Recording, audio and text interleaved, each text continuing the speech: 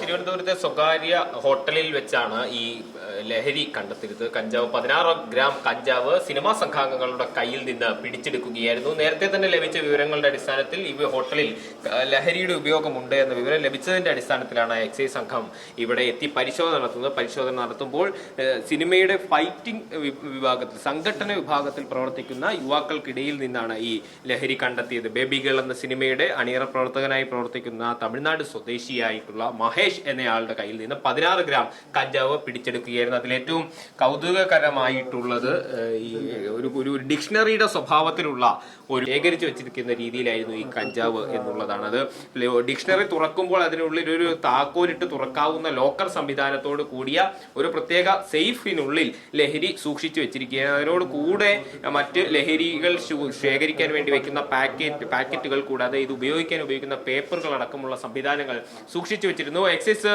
നിലവിൽ കണ്ടെത്തുന്ന നിഗമനം ഇത് വിൽപ്പനയ്ക്ക് കൂടി കൊണ്ടുവന്നിട്ടുള്ളതാകാം എന്നുള്ള സൂചന എക്സൈസിന് ഇപ്പോൾ ലഭിക്കുന്നുണ്ട്. അപ്പോൾ ഇത് എവിടെ നിന്നാണ് ഇതിന്റെ ഉറവിടം എന്നതടക്കമുള്ള കാര്യങ്ങൾ ഇപ്പോൾ പരിശോധിച്ചു വരികയാണ്. ഏതായാലും 16 ഗ്രാം കഞ്ചാവാണ് തിരുവനന്തപുരത്തെ സ്വകാര്യ ഹോട്ടലിൽ നിന്ന് പിടിച്ചെടുത്തത്. ഇവിടുത്തെ സിനിമാ മേഖലയിൽ കൂടി ലഹരിയുടെ ഒരു വ്യാപനം ഉണ്ടാകുന്നു എന്ന് സൂചന നൽകുന്ന തരത്തിൽ കൂടിയാണ് ഇപ്പോൾ ഈ പരിശോധന നടത്തുന്നത്. കഴിഞ്ഞ തവണ ഈ വിദ്യാർത്ഥികളുടെ ഹോസ്റ്റൽ അടക്കമുള്ള ഇടങ്ങളിലേക്ക് പരിശോധന വ്യാപിപ്പിച്ച എക്സൈസ് സംഘം ഇപ്പോൾ സ്വകാര്യ ഹോട്ടലിൽ കൂടി ഇത്തരം പരിശോധനകൾ കൂടി വ്യാപിപ്പിക്കുകയാണ്. അതിന്റെ അടിസ്ഥാനത്തിലാണ് ഇങ്ങനെ സിനിമാ സംഘങ്ങൾ പ്രവർത്തിക്കുന്ന അല്ലെങ്കിൽ താമസിക്കുന്ന ഹോട്ടൽ മുറികളിൽ കൂടി കേന്ദ്രീകരിച്ച് പരിശോധന വ്യാപിപ്പിക്കുന്ന. അത്തരം പരിശോധനയുടെ ഭാഗമായി ഇപ്പോൾ തമിഴ്നാട് സ്വദേശിയായിട്ടുള്ള ഒരു സംഘടന വിഭാഗത്തിൽ പ്രവർത്തിക്കുന്ന സിനിമാ പ്രവർത്തകന്റെ ഭാഗത്തു നിന്നാണ് ഇപ്പോൾ കഞ്ചാവ് പിടിച്ചെടുത്തിട്ടുള്ളത്.